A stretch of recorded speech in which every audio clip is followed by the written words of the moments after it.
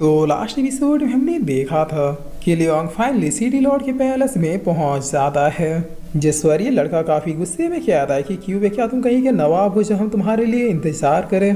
तो अब city Lord कहता है कि लिन यू ने हमेशा की तरह इस सबसे ज्यादा गुस्से में है। जिस पर गार्ड कहता है कि लिन फैमिली हमेशा से अपने बैड टेम्पर के लिए जाना चाहता है, ऊपर से वो आपका लॉयल सपोर्टर भी है। मुझे तो समझ नहीं आ रहा कि आखिर आप इस टूर्नामेंट में उसकी जगह लियोंग को कैसे बिठाएंगे। तो अब सिटी लॉर्ड कहता है कि जो हो रहा है उसे होने दो, तभी तो हमें एक ट्रू कैंडिडेट मिलेगा। जिस पर लियोंग अब सिटी लॉर्ड को ग्रीट करते हुए कहता है कि सॉरी सीनियर, रास्ते में थोड़ी दिक्कत आ गई थी जिसकी वजह से पहुंचने में देरी हो गई। तो अब सिटी लॉर्ड अपने मन में कहता है कि लिन यून बचपन से ही डोमिनेटिंग नेचर का है, ये लियोंग का पीछा इतनी आसानी से तो नहीं छोड़ेगा। अच्छा, मैंने चीजें जैसी सोची थी बिल्कुल वैसी ही हो रही है। और फिर सिटी लॉर्ड कहते हैं कि कोई बात नहीं, प्लीज अपना आसन ग्रहण करो। जिस पर लियोंग भी thank you so much senior कहता है। तो अब लिन यून कहता है कि लियोंग तुम्हारी वजह से हमें आधे घंटे से भी ज्यादा वेट करना पड़ा, बगैर एक्सप्लेनेशन दिए तुम बैठ नहीं सकते। जिस वाली कहता है कि एक्सप्लेन करने का काम डार्क भाई का है और तुम्हें मैं एक्सप्लेन दूँ ये मैं जरूरी नहीं समझता। तो अब लिन क्या आता है कि तुम खुद को समझते क्या हो, क्या हमें कोई काम धंधा नहीं है जो तुम्हारे लिए इंतजार करे? तुम लेट क्यों आई है, तुम्हें सबके सामने बताना ही होगा। जिस पर बाकी लोग भी क्या आता है कि हाँ ब्रदर लिन बिल्कुल सही कह रहे हैं, जल्दी बताओ इतने इंपॉर्टेंट मीटिंग में तुम लेट कैसे हो गए, वरना तुम्हारे ऊपर कार्रवाई होगी।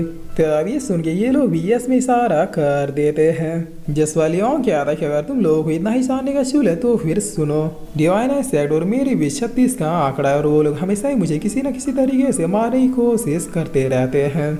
आज भी बिल्कुल वैसा ही हुआ, उन्होंने मुझे मारने के लिए किलर को भेजा था। ये बात सच है या झूठ तुम उसी के सेक्ट के तैनकी से पूछ सकते हो। तो अब इतना सुनते सारे लोग तैनकी की तरफ देखते हुए शांत हो जाते हैं। जिस वाली क्या था कि जानता था किसी भी इडियट में इतना दम नहीं होगा कि वो तैनकी से सवाल करे। तो अब सिटी लॉर्ड कहता है कि चलो फिर खाना लगाओ, उसके बाद ही हम मेन मीटिंग शुरू करेंगे। जिस बार इनके इतना कहते हैं यहाँ पे कई प्रकार के व्यंजन टेबल में सज जाते हैं। जिस वाली कहता है कि क्या बात है, ऐसा खाना तो मैंने ना जाने कितने दिनों पहले खाया था, आज तो मैं कम से कम 400-500 का बिल फाड़ ही दूंगा। और इतना किया कि लियोंग खाना स्टार्ट कर देता है। तो बाकी लोग इस खाने को ठूसते हुए क्या था कि अरे जितना खा सकते हो खा लो, आज के बाद और ये खाना नहीं मिलेगा। और हाँ, कोई प्लास्टिक वगैरह लाया तो वो भी निकालो, थोड़ा टेबल के नीचे से ही सरका देंगे। जिस पर अब खाना हो जाने के बाद ये गार्ड क्या था कि अब टाइम है ये अनाउंस करने का कि इस 5 नेशन ग्रेट टूर्नामेंट के लिए हमारे 5 मेजर सिटियों से कौन कौन से कैंडिडेट चुने गए हैं जो इस टूर्नामेंट में हमारे सिटीज को रिप्रेजेंट करेंगे। 4 डिसेबल जिनका नाम शुनयोंग, मिंगसी, सीयोंग और तैनकी है। ये लोग पहले ही कैंडिडेट के लिए सिलेक्ट हो चुके हैं, बट एक डिसेबल जो कि दायु सिटी की ओर से जाएगा वो अभी कंफर्म नहीं है। उस आखिरी कैंडिडेट को ही चूज करने के लिए बैठक बुलाई गई है। तो अब ये लड़का क्या था कि वो लास्ट डिसेबल जरूर ब्रदर लिन यून होगा, वहीं यहाँ हम लोगों में सबसे ज्यादा पावरफुल है। ऊपर से लिन फैमिली सिटी लॉर्ड के काफी अच्छे सपोर्टर भी है।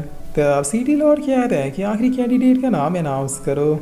जिस पर ये गार्ड स्क्रोल को खोलते हुए क्या था कि सारे सीनियर से डिस्कशन हो जाने के बाद जो 5 कैंडिडेट हमारे 5 मेजर सिटीज को रिप्रेजेंट करने के लिए जाएंगे उनमें से 4 का नाम तो ऑलरेडी अनाउंस कर दिया गया है और एक कैंडिडेट जो बचा है उसका नाम है। तो अब लिन यून उठते हुए अपने मन में क्या था कि मेरे अलावा और कौन ही हो सकता है। तभी ये गार्ड क्या था कि उसका नाम है लियोंग। जिस वाली ने काफी शौक होते हुए क्या आता है कि क्या, तो अब आसपास के लोग भी थोड़े शौक होते हुए क्या आते हैं कि क्या लियोंग है फाइनल कैंडिडेट, लेकिन कैसे, वो तो सिर्फ गोल्डन रिलम पे है। जिस पर बगल वाला क्या था शायद तैनकी को डिफीट किया है, उसकी वजह से वो स्पॉट उसे मिल गया। तो अब सिटी लॉर्ड क्या था कि हमें फाइनल कैंडिडेट्स मिल चुके हैं, अब आप लोग अपने घर की ओर प्रस्थान कर सकते हैं। जिस वाली ने क्या था कि सॉरी सिटी लॉर्ड, बट मैं इस फैसले के खिलाफ हूँ। तो अब सिटी लॉर्ड क्या आता है कि क्यों, क्या तुम्हें कोई प्रॉब्लम है?